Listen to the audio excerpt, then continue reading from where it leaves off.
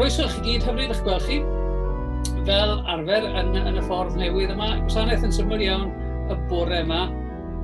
Gewn ni gofio am ein gilydd, gewn ni gofio am yr eglwys fyd eang, gewn ni gofio am fyd ein Duw wrth i ni dod â'n haddoliad ato fe. Felly troi o'n gofalon a'n gofidiau pob dydd i geisio gwyneb a bendith yr arglwydd. Gewn ni widdio. Dduw tragwyddol, mae'r nefoedd yn gyhoeddi dy ogoniant, a ddeiar dy nerth, y môr dy egni, a'r holl greaduried dy heilioni. Llawen hawn yn nhrefn dy gread, yw chlaw pob dim, molwn di am ei ti ddatguddio dy hun i ni yn dy fab Iesu Grist. Derbyn ein haddoliad, a thrawsffurfia ei hamerffeithrwydd, yw wneud yn offrwm cymeradwy i ti. Oherwydd i ti y perthyn pob gogoniant a'n rhydedd, mawredd a gallu, yn awr a hyd byth. Amen. A'n hemyn agoriadol y bore yma, 69 o gyfrol Caneuon Ffydd, wrth orsedd y Jehova mawr, plyged trigolion byd i lawr, gwybydded pawb, mae ef sydd Dduw, a'r hwn sy'n lladd a gwneud yn fyw. 69 allan o Ganeuon Ffydd.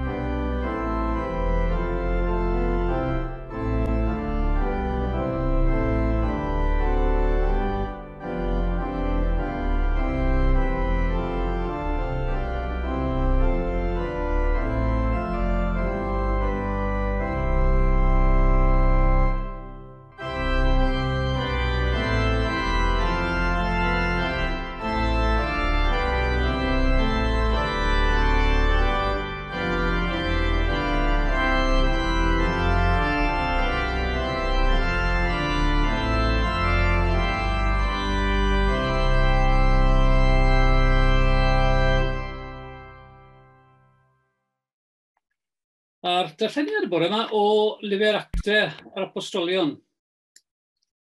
Actau pennod 17. Mae Paul a Silas a'i gymdeithion wedi croesi o Dwrci i Wlad Groeg. Maen nhw wedi bod yn Thessalonica, maen nhw wedi bod yn Philippi. A nawr mae Paul wedi teithio ar ei ben ei hunan i lawr i ddinas Athen. Ac mae'n aros yn Athen am Paul am Silas a Timotheus i ymuno ag e yn ddiweddarach. A thra i fod yn Athen, mae'n cael golwg ar y ddinas, a mae'n gweld y ddinas. A mi allwch chi dychmygu Athen yn ystod y cyfnod yma. Groeg, pair y gwireiddiad gorllewinol, Athen, canolfan, y celfyddydau, athroniaeth a chrefydd, a'r bydolwg clasurol yna oedd yn perthyn ac oedd wedi dylanwadu cymaint ar gefndir môr a canoldir. Mae Paul yn cael ei hunan yn y ddinas a mae'n gweld bod ei'n ddinas tra crefyddol a mae argraffiadau fe, wrth gwrs, wrth ymddiddan ar pobl ar Fas Hill o'r arfryn Mars, ar Areopagus yn adnabyddus iawn bellach. Actau 17, adnod 18. Tra roedd Paul yn ei disgwyl yn Athen, cythriddwyd ei ysbryd ynddo wrth weld y ddinas yn llawn ei lunod. Gan hynny, ymresymodd yn y synagog ar Iddewon ac ar rhai oedd yn addoli Duw, ac yn ysgwar bob dydd a phwy bynnag oedd yno. Roedd rhai o'r athronwyr yn epicwriaid a stoiciaid yn dadlau ag ef hefyd. A rhai yn dweud, beth yn y byd y mae'r clebryn yma yn mynnu ei ddweud? Meddai eraill, a mae'n ymddangos ei fod yn cyhoeddi diwiau dieithr. Oherwydd gyhoeddi'r newydd da am Iesu a'r atgyfodiad yr oedd. Cymeras yn afael ynddo, a mynd ag ef at yr Areopagus gan ddweud, a gawn ni wybod beth yw'r ddysgeidiaeth newydd yma a dreithir gen i ti. Oherwydd yr wyt yn dwy'n i'n cliw ni rhyw bethau dieithr. Yr ydym yn dymuno cael gwybod felly beth yw ystyr y pethau hyn. Nid oedd gan neb o'r atheniaid na'r dieithriaid oedd yr ymweliad ar lle, hamdden i ddim arall, ond i adrodd neu glywed y peth diweddaraf.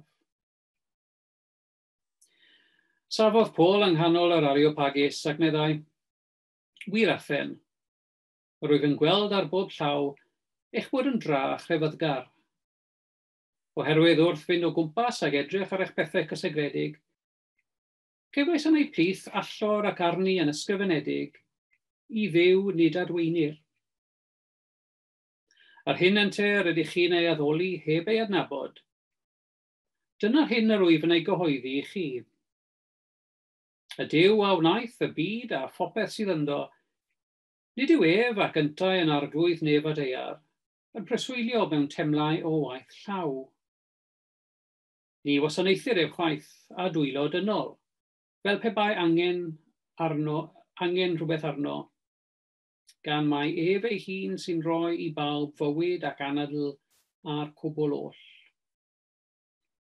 Wnaeth ef hefyd o un dyn bob cenedl o ddynion i breswylio ar wyneb y ddaear, gan benni cyfnodau ordiniedig a therfynau ei preswylfod. A roeddent i geisio Duw, yn y gobaith a gallent rhyw fordd ymbalfalu amdano a'i ddarganfod. Ac eto, nid yw e fe nepell o ddiwrth yr un ohonom. Oherwydd yn ddwef yr ydym yn byw ac yn symud ac yn bod, fel yn wir y dywedodd rai o'ch beirdd chi, canis ei heliogaeth ef hefyd ydym ni. Os ydym ni felly yn heliogaeth Duw, ni ddylem dybio fod y diwdod yn debyg i aur neu arian, neu fain, gwaith nadd celfyddyd a dychymyg dyn. Edrychodd Duw heibio yn wir i amserau ymwybodaeth. Ond yn awr y mae'n gorchymyn i ddynion fod pawb ym mhob man i ydi barhau. O blegyd gosododd warnod pryd y bydd yn barnu'r byd mewn cyfiawnder, trwy ŵr a benododd, ac fe roi sicrwydd o hyn i bawb trwy ei atgyfodi ef oddi wrth y meirw. Pan glywsant am atgyfodiad y meirw, dechreuodd rhai wawdio. Ond dywedodd eraill, cawn dawrando ar y pwnc hwn rhyw dro eto. Felly aeth Paul allan o'i misg. Ond yblynodd rhai gwir wrtho a chredu, ac yn ei plith Dionysius, aelod o lys yr Areopagus, a gwraig o'r enw Damaris, ac eraill gyda hwy. Ydych chi Duw a darllen o'i air sanctaidd i ni y bore yma. Dyw ni o ffrymyn gweddiwn.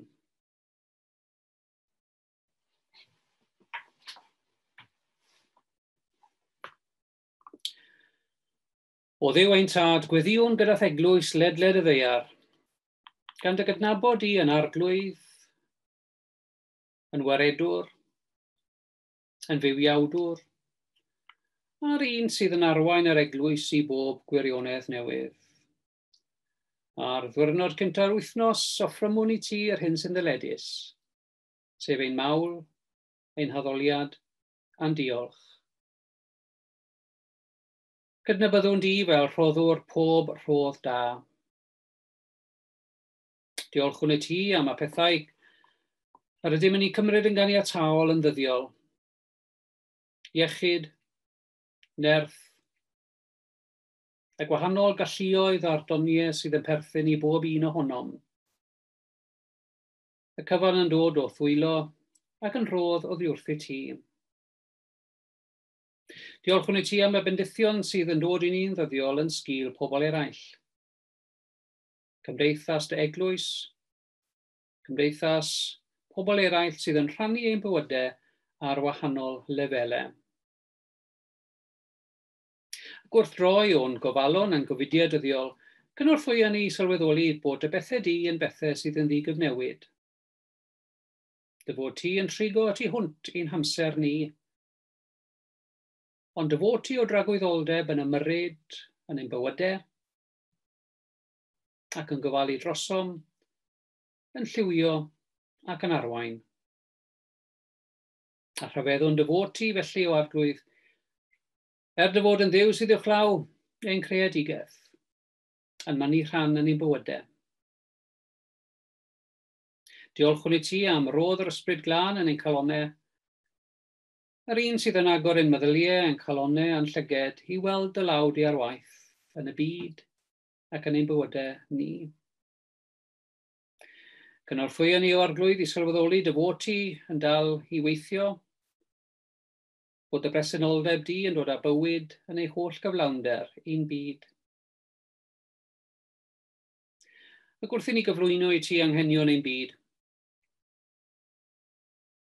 cyflwyno ni ti ar ardaloedd hynny lle mae yna ansicrwydd, helbyl, a gweddiwn am sicrwydd, sefydlogrwydd i'r ardaloedd hynny lle mae bobl yn byw gyda newidiadau mawr.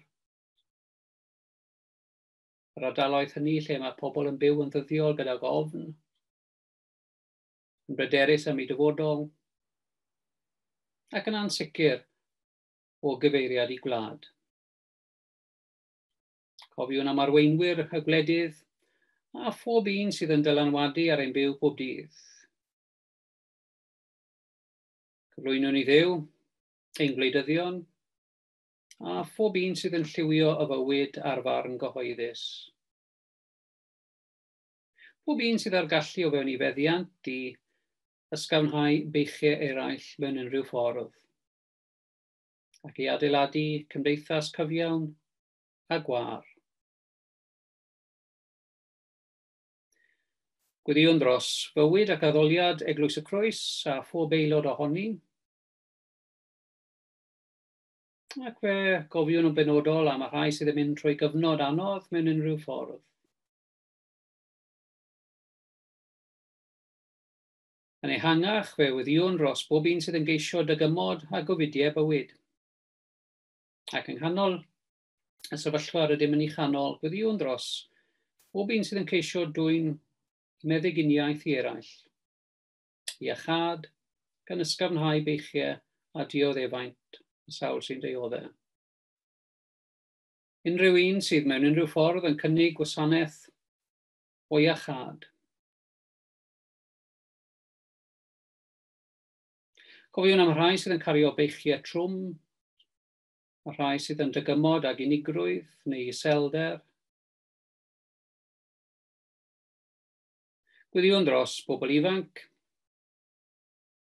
plant, teuluoedd, a rhai hynny sydd yn dylanwadu arnyn nhw.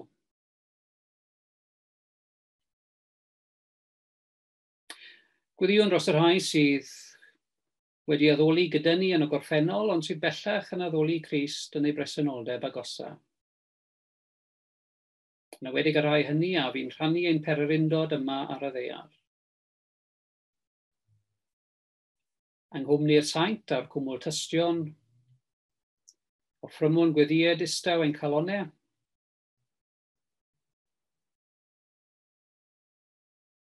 ac fe unwn y gweddiau hynny gyda gweddiau yr eglwys ym mhob man ac ym mhob oes. Gan ddefnyddio'r ffurf a roddodd Iesu i'w ddisgyblion cynta. Ein tad, ar hwn wyt yn y nefoedd, sancteiddiar dy enw, deled y deyrnas, gwneler dy wyllus megis yn y nef felly ar y ddaear hefyd. Dyroi ni heddiw ein bara beunyddiol, a maddau ni ein dyledion, fel y maddeuwn ninnau i'n dyledwyr, ac nac arwain ni i brofedigaeth feithir gwared ni rhag drwg. Can ei seiddo ti o deyrnas, a'r nerth, a'r gogoniant, yn oes oesoedd. Amen.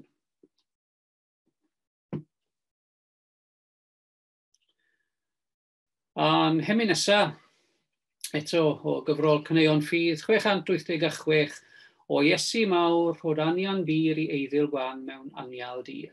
I'w nerthu trwy'r holl rwystre sy ar ddyrus daeth i'r ganan fri. 686.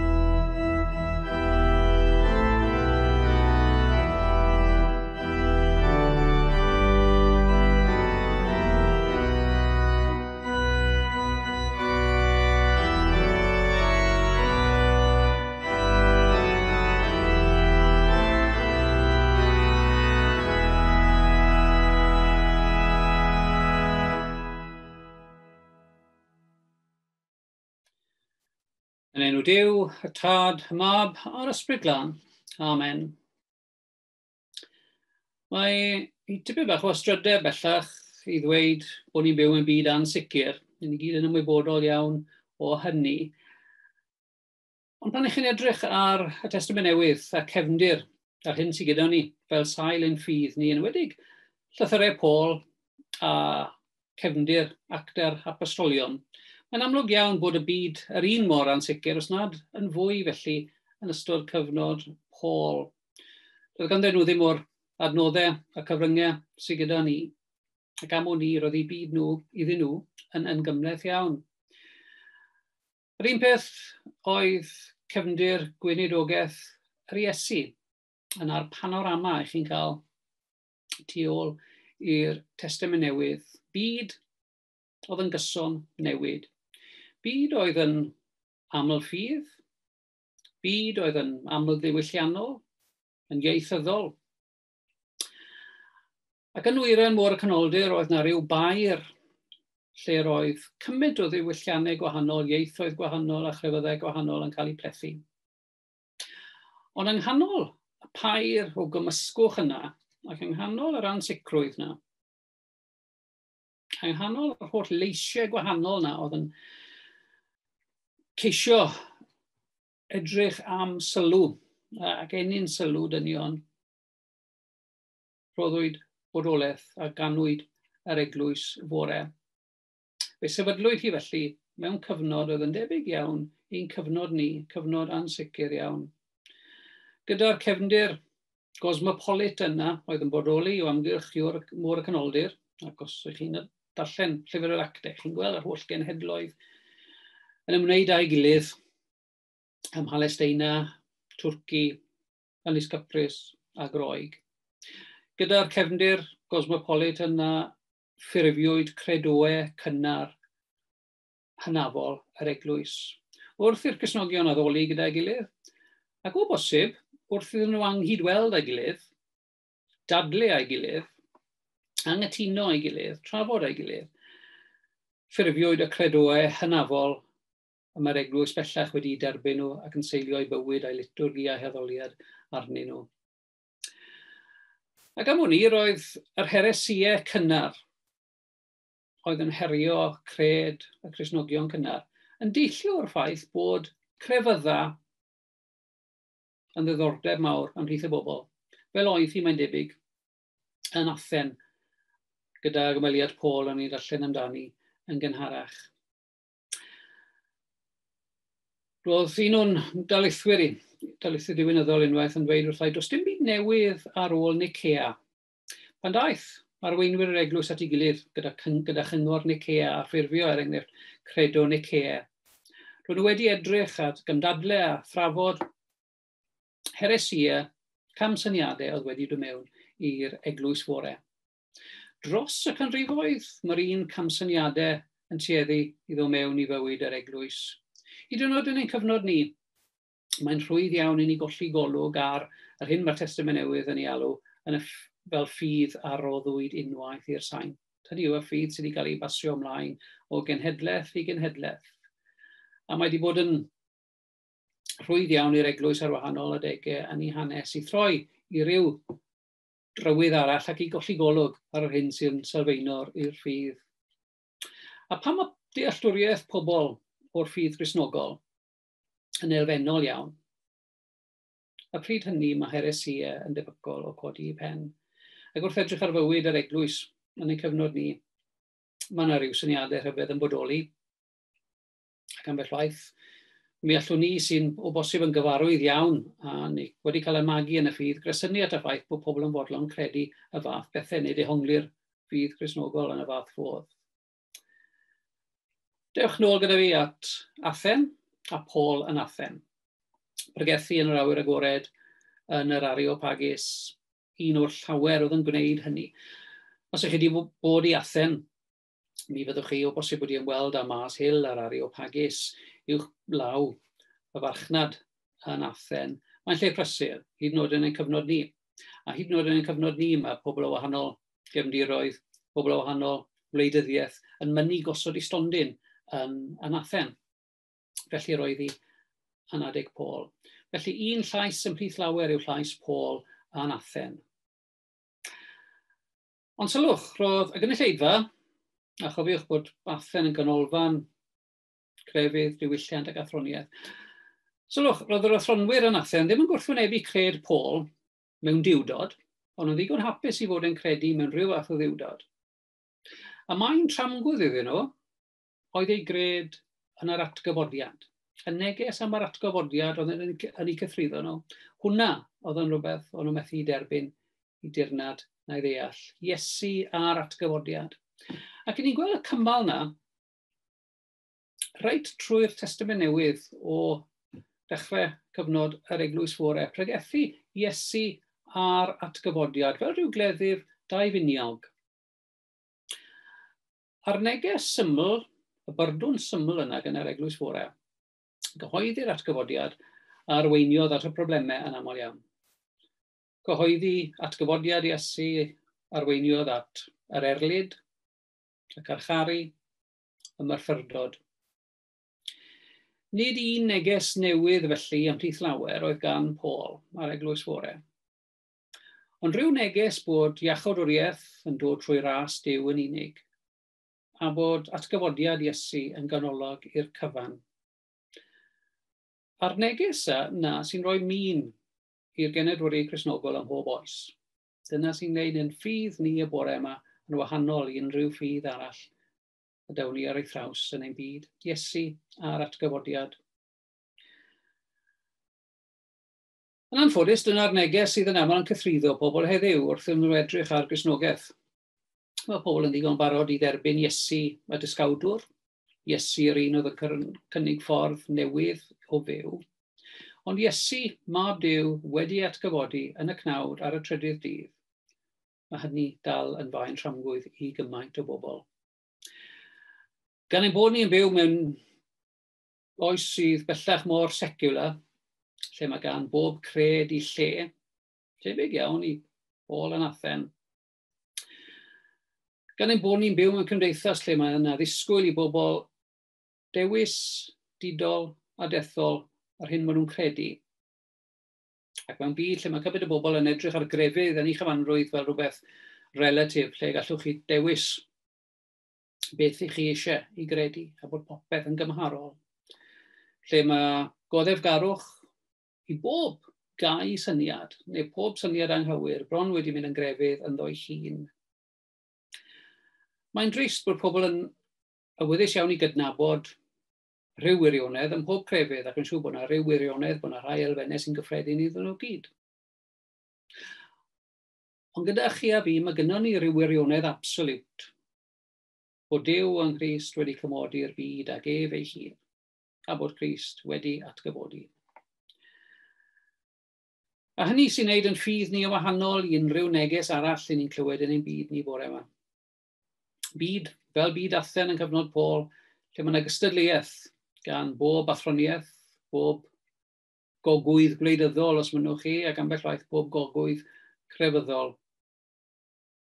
Be sy'n gwneud i'r ffydd yma sydd gyda ni, y ffydd aroddwyd i'r saint sydd wedi cael ei basio ymlaen o genhedlaeth i genhedlaeth. Be sy'n gwneud ei wahanol? Yn syml iawn, y syniad yma o ras, gras Duw. A mae'r un fel elfen o ras Duw yn aml ar goll mewn llawer i lais sy'n ni'n clywed yn y byd y bore yma. Bod Duw yn cynnig ei gariad tuag atom, a bod Duw wedi dangos y cariad hwnnw trwy gymodi'r byd ag ef ei hun trwy Grist. Bod Duw wedi dewis byw yn ymplith ni. Ac am fod Duw wedi dewis byw yn ymplith ni i fod e'n gallu uniaethu a'n problemau ni, ein gofidiau ni, ein bywydau bach di-nod ni. Daeth Duw yn ddyn yng Nghrist ac o'n gynlyniad mae'n gallu cydymdeimlo.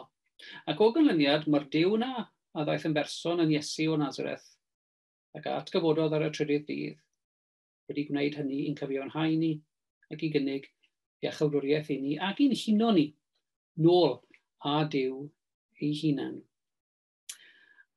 A mae'r un arglwydd wedi creu a chynnal yr eglwys dros y canrifoedd. Mae wedi rhoi neges iddi ac hefyd yr addewid o'i bresenoldeb. Yr addewid na fyddai holl bwerau uffern yn cael y trechaf arni. Neges felly sy'n wahanol. Neges sy'n cythruddo yn aml, ond neges sydd yn cynnig i'r byd iachawdwriaeth. Hefyd yr addewid bod Crist byth yn mynd i adael ei eglwys, pa bynnag ffurf mae'r eglwys yn cymryd. Ni chaiff holl bwerau uffern a trechaf arni. Gras Duw. Yn eilbeth, beth sy'n gwneud yn ffydd ni o wahanol i unrhyw lais arall i ni'n clywed yn y byd y bore yma, yw bod y neges yna yn neges sydd yn hollol unigryw. Gobaith am y byd hwn, a gobaith am y byd y ddaw. Iesu a'r atgyfodiad, y byd hwn a'r byd y ddaw. Roedd neges Paul i'r Atheniad yn syml iawn. Mae'r un neges yn eitha syml i ddynion ym mhob oes. Bod y neges yn syml, dyw hynny ddim yn golygu o bosib credu syml. Dyw credu syml ddim wastod yn golygu bod ni'n derbyn heb gwestiynu, bod ni'n derbyn heb drafod, bod ni'n derbyn yn llythrenol ar hyn mae pobl eraill yn deud wrthyn ni. Dyw credu yn syml ddim yn golygu ein bod ni'n derbyn holl fanion yr ysgrythurau, dogfennau ac afodd ei llunio a'i ysgrifennu mewn cyfnod gwahanol iawn i cyfnod ni. Ond mae'r gair a wnaethpwyd yn gnawd, yn llawer mwy na'r gair ysgrifenedig. A mae'r un gair, Iesu, trwy wyrth yr ysbryd glân, wedi arwain yr eglwys ym mhob cenhedlaeth ac yn dal i'n cynnal ni ac yn dal i'n harwen ni. Mae'r dystiolaeth i natur Duw yn dod at ni o gymaint o ffynonellau. Wrth edrych allan ar y byd i ni'n gweld arwyddion presenoldeb Duw yn ei fyd. Tystiolaeth, gwyddoniaeth, tystiolaeth daioni ym mywydau pobl eraill. Mae'r ffaith bod yr eglwys dal i fodoli dros yr holl genhedloedd yn brawf bod Duw wedi rhoi rhyw fendith arbennig iddi. Ac wrth edrych ar y byd ni gyda'r darganfyddiadau newydd ym myd technoleg, gwyddoniaeth, mae'r holl bethau hynny yn pwyntio at fodolaeth y creawdwr, y Duw sy'n rhoi'r wybodaeth. So rhywun yn gofyn i chi beth sy'n angen fwyaf ar Gymru heddiw, y llawer o atebion. Mae rhai anghenion yn ddigon aml, yn ddigon amlwg i ni gyd. Ambell waith wrth i chi edrych ar anghenion ein gwlad ni, mae gan rhai pobl atebion slic iawn. Mae gan yr economegwyr yn aml i hatebion. Mae gan y gwleidyddion o bob plaid i hatebion nhw i broblemau ein cymdeithas. Ond yn yr hir dymor, beth sy'n gwella bywydau pobl? Beth sy'n newid bywydau pobl gwell? Yn ein cymdeithas ni, mae gennym ni bobl anghennus. Hefyd, pobl sydd yn aml iawn arbenni digon. Pobl sydd â digon o bethau'r byd hwn, ond mae ganddyn nhw broblemau hefyd. Beth yw'r ateb? Wel, os edrychwch chi ar hanes yn byd ni, mae pobl wedi trio pob math o bethau. Rhannu cyfalaf rhwng pawb, a cheisio bod yn deg a phawb. Ond wrth i chi edrych ar gwymp y gwledydd comunyddol, o bosib mae'r agwedd yna tuag at fywyd, taflu arian at bawb a'i rhannu fe'n gyfartal, ddim wedi gweithio, ddim wedi bod yn ymarferol. Y broblem yn y pen draw yw bod dynion yn hunanol, a beth bynnag gewn ni tueddu chwilio am ragor. A problem dyn yn aml, am ha bynnag faes mae'n byw neu gweithio, yw ceisio roi hunain yn y canol, yng nghanol i fydysawd. Heb sylwi bod yna bobl eraill yn rhannu i fyd. Ac yn y pen draw, anallu penna dyn yw i ymarodrwydd neu i anallu gydnabod i waredwr, i arglwydd. Bod yna rhywun tu hwnt iddo fe. Bod yna rhywun uwch i benne. Ac ymarodrwydd dynion i gydnabod hynny ac addoli i creawdwr a'i wasanaethu. Mi allwch chi ddarparu pob math o bethau i ddynion i geisio gwella i byw pob dydd. A mae hynny yn beth clodwiw i wneud. Ond mi allwch chi rhoi pobl i fyw o dan yr amodau mwyaf llewyrchus, o dan yr amodau mwyaf cyffyrddus. Mi allwch chi gynnig y gwasanaeth iechyd orau posib i ddynion. Mi gallwch chi geisio rhoi i bobl a gwasanaethau cymdeithasol gorau posib, yn rhad ac yn ddim i bawb. Mae'r pethau hynny gyd yn bwysig ac yn dda ac yn glodwyw. Ond yn y pen draw, angen penna pob dyn yw gwiro'r berthynas yna rhyngddo ef a'i Dduw. Ac fel Paul yn Athen, yn yr Areopagus ac yna ar Mars Hill, fel mae'n pwyntio allan, angen penna dyn yw i Dduw. Y Duw nid adweinir. Y blwch yna, neu'r bwlch yna sy'n anghalon pob dyn. Ac os nag yw'r blwch yna'n cael ei lenwi gan rhywun arall, fe fydd rhywbeth arall yn ei lenwi fe. Ac os nag yw Duw yn llenwi'r bwlch yna, bydd yna bob math o bethau yn llenwi bywyd dyn. Ac os nag ych chi a fi, os nag yw'r eglwys gyfan, yn cynnig i'n cymdeithas ni rhywbeth sy'n wahanol, neges sydd yn sôn am y byd hwn a'r byd a ddaw. Os nag yw yn cynnig i bobl y neges yma am Iesu a'r atgyfodiad, mewn gair ac mewn gweithred, wel mae'n methu yn ei chenhadaeth. Un Duw sydd ac un cyfryngwr rhwng Duw a dynion y dyn Crist Iesu. Roedd neges Paul, yr holl leisiau eraill oedd o'i gwmpas, yn neges hollol ddigyfaddawd. Dros y canrifoedd mae'r neges na wedi bod yn neges ddigyfnewid. Gan ein cyfnod ni, mae'r neges na wedi cael ei ymddiried i chi a fi i'w rhannu mewn gair a gweithred. Mae gynnon ni rhywbeth gwahanol i gynnig i pobl, a mae'r peth yna, mae'r neges yna yn newid i bywydau. Efengyl o droedigaeth, a bynnag ffurf mae'r troedigaeth neu mae'r newid yna yn ei gymryd. Mae'r newid yna yn deillio o weithgarwch yr ysbryd glân. Ac heb y newid yna, ac heb cynnig y neges yna. Does dim wir o beth i ddynion yn y byd hwn neu yn y byd a ddaw. Mae Duw wedi ymddiried i chi a fi, gweinidogaeth a cymod, neges sy'n newid bywydau pobl, neges sydd yn cynnig gobaith mewn byd sydd yn ymddangos ambell waith yn hollol a anobeithiol. Gewn ni ffrymyn gwyddiau i Dduw. O Dduw ei tad, rwy ti wedi cynnig i ni iachawdwriaeth yn Grist, ac wedi ymddiried i ni neges y cymod. Cynorthwyo ni mewn gair a gweithred i sylweddoli bod y neges yr wyt ti wedi ymddiried i Eglwys yn neges sydd yn gallu newid bywydau, newid cymdeithasau a newid ein byd. Cynorthwyo ni o arglwydd i ddangos hyder ynddi ym mhob ffordd. Gweddiwn yn enw Crist. Amen. A'n hemyn ola bore yma, 839, arglwydd Iesu, llanw'r eglwys a phlan ysbryd i dy hun, fel y gwasanaethwr nefoedd trwy roi llaw i achub dyn. Disgyw llygaid allu canfod dan rieni dyn ei fri. Disgyw dwylo, estyn iddo wyn a golew, Calfari. 839 o Ganeuon Ffydd.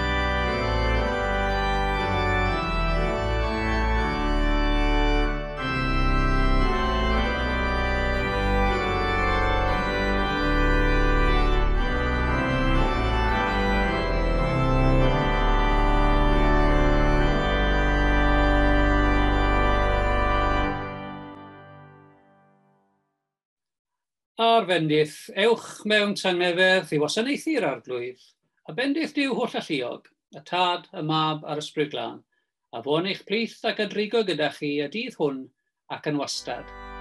Amen.